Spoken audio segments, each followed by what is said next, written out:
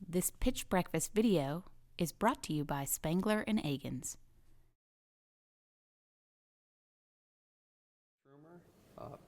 Trumor is a mobile messaging app for anonymously sharing gossip, truth, and rumors.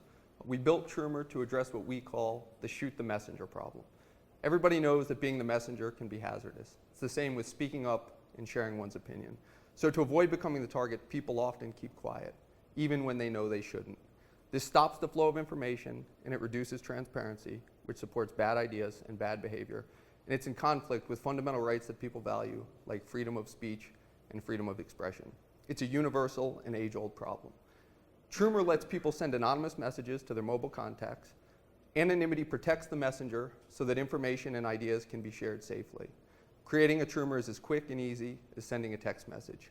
Recipients of a Trumor are empowered to add context with comments and images, to validate what's true versus rumor, and to share the Trumor with others who can do the same, all anonymously. We use this social collaboration to offset issues that arise with anonymity. Great Trumors grow into rich and enlightening group conversations. Uses for Trumor cover a broad spectrum from fun, lighthearted gossip between family and friends and sharing ideas at work to more serious uses like investigating and reporting bad behavior and staging interventions. Initially, we plan to market Trumor on some college campuses and in some limited business settings. Our current focus is on user growth and user engagement. We started working on Trumor in January of 2014. Over the course of the year, we filed a few patents, and we created a core team of engineers that now work full-time on the product. We released a beta version in October. The current version was released in December, and we have a lot of updates and exciting things coming. You can find Trumor in the App Store. It's free, and you can find a link to download it at our website, trumor.com. Thank you. All right. Okay, Alice.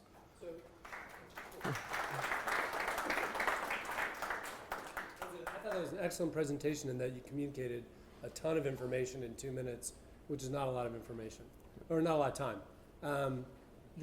So there are several things out there in the market that are like this.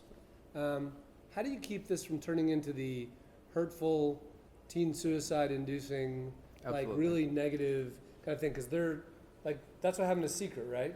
Absolutely, Yeah. and I think that's a valid. So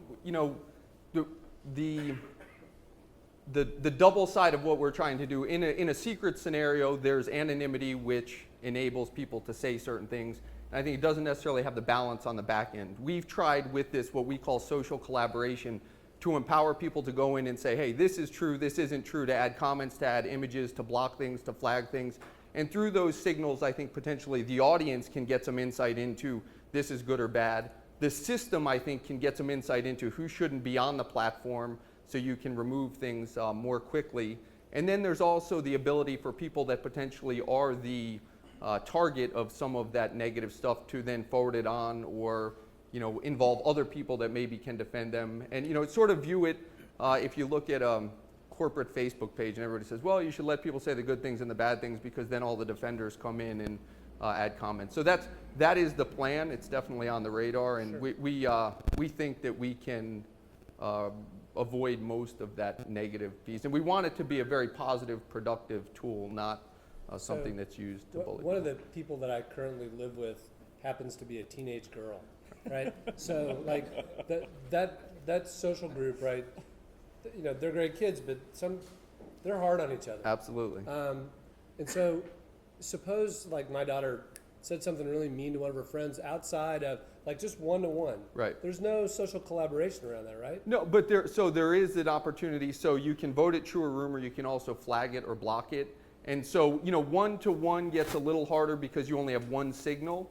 But I think there is still a way, once it's flagged, to put it through some process that says either slow down and involve some other people, or stop, or let it keep going and, see what happens. But so what motivated you to pursue this idea for a business? So I think there's a variety. So a lot of people focus on sort of the potential to bully people and things like that. Where we started from was all of the sort of bad behavior and shenanigans that happen in the world. And if you think about all of the information that's sort of trapped amongst your closest friends and relatives, that they know things about you. I have issues at work where, or I've experienced things, someone does something really terrible, they get fired, then they go apply at another job, and they provide their buddy as a reference, not the company. And so the next employer doesn't realize, this person is actually not a good person to hire. So there's a lot of information that's out there. It's very close, but it's not accessible. And that sort of lack of transparency or the lack of connections enables people to then go, just do. So the very first kind of point you made was the don't shoot the messenger thing. Right. Right. And I could see how, like, there have been things like Glassdoor, and like there was a thing that the guy that made Woot had, that, whatever that was called. What was that called? It doesn't matter. But there have been things where you could tell corporate truths on the internet, right? Right. That to me is really different than what you pitched. Right. And so I think, so in a corporate environment, just as an example, I go into a meeting, there's 10 people there, the CEO gets up, he has a bunch of ideas, they're not great, everybody nods, yes, yes, yes, great. You leave the meeting and now everybody's working on something that nobody really believes in. Whereas if everybody could quickly say, hey, I didn't want to say it because I don't want to be that guy, but the reality is I don't think this is the best way to do it. What does everyone think about that? Generally when 8 of the 10 people say it and the CEO sees it and says, geez, I didn't realize, why didn't anyone say that in the meeting? Then all of a sudden you can regroup. I don't know who started it, but you can get back and. Hold on. Okay. So I'll hand it to Richard, but so I would think about it this way, all right? Let's say hypothetically there's 2 companies, right? And mine entirely uses Trumor. And so none of us ever have to say, hey, Johnny, I don't like your idea. Right. We can always just anonymously say it using this channel. And Richard's, the people are actually honest with each other, and they say, hey, Richard, I didn't like that idea. Let's not do that, right? Like if you ask most people which environment would be more productive, I think it'd be easy for them to pick. Right? I agree completely. Yeah. I think the reality is it's never one or the other. So if there's potentially a hybrid, maybe it's realistically more productive, but also maybe not. Definitely. Yeah. I'm skeptical of that. Yep. Yeah. So who is your target market? Because we talked about teams, we talked about corporate, and then disseminating. So I think there's potentially an evolution there as maybe the thing gets popular or it develops. I think initially, realistically, the most likely user is going to be a younger sort of college demographic, and it's going to be more of a gossip and information sharing, and I think that's where we are planning to focus our attention. I don't think we're going to go in. We're going to test it in some sort of business environments, but I think we're going to go out to college campuses and we're going to get a hold of people that are in the 18, to 22-year range and see if they catch on to it as a social. Is that the corporate whistleblower case, or is that the teen gossip? No, that's the teen gossip case, absolutely. Yeah. So I think and if it has legs there, I think potentially it can, grow into other things. There are also a variety of features and functions I think that support other less gossipy uses that are, if there's any value there, can be built. Right. So it's the app for snitching on people, basically.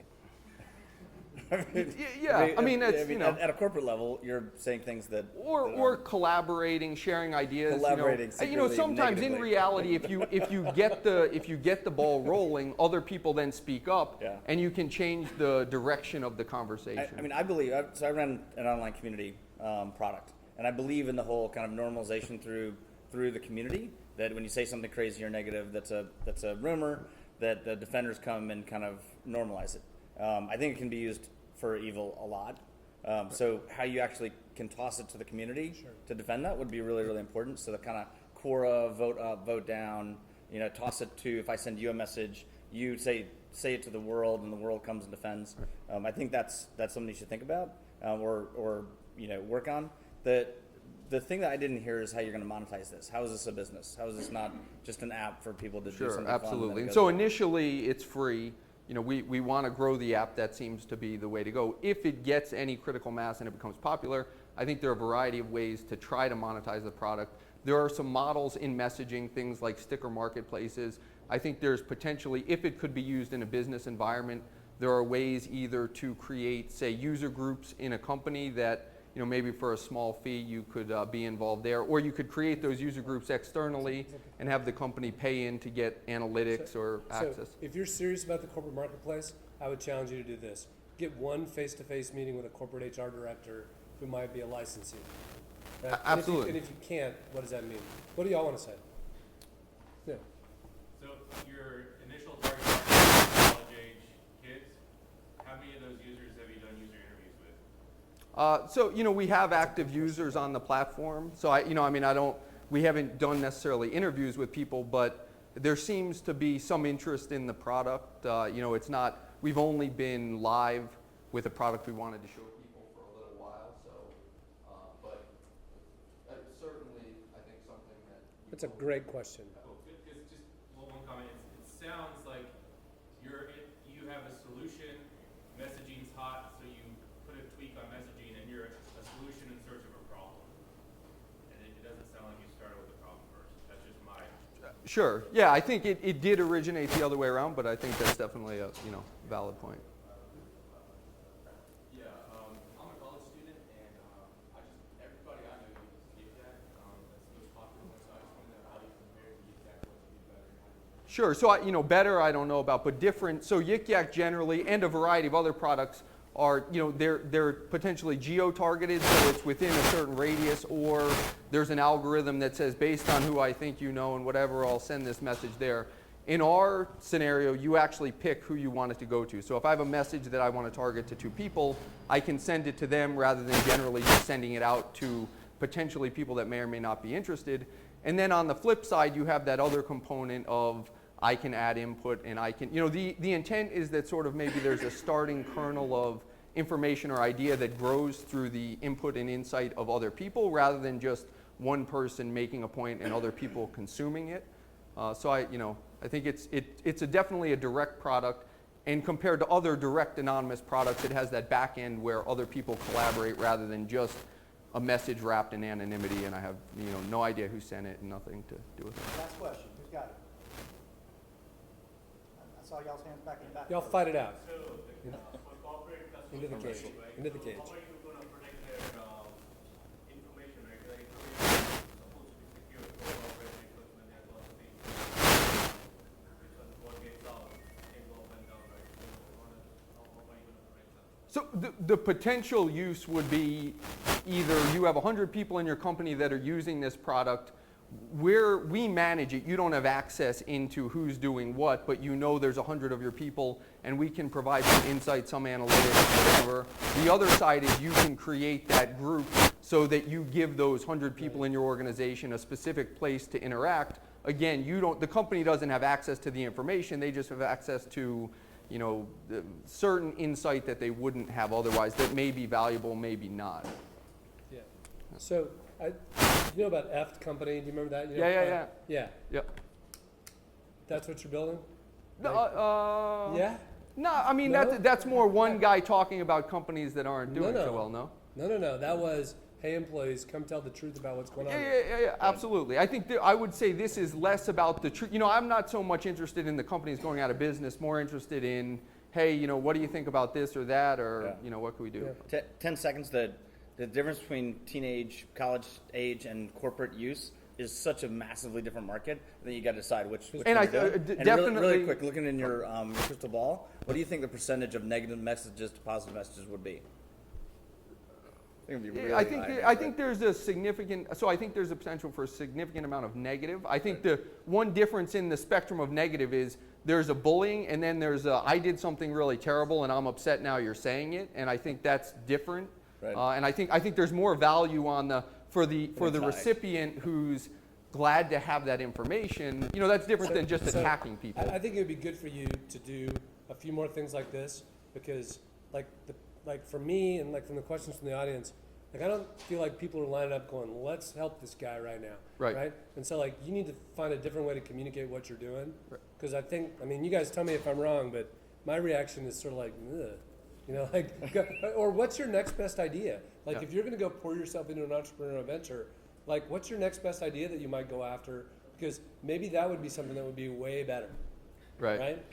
So you hate it, basically. I hate the shit out of it. Yeah. Cool. Well, that's good feedback. So. It's the most he's ever candy coated here's something. the deal. I'm totally okay just like saying it to you. Oh no, absolutely. Trust me, you're not the first one. You're not the first one to say it. So that's good. Thank you very much. Yeah,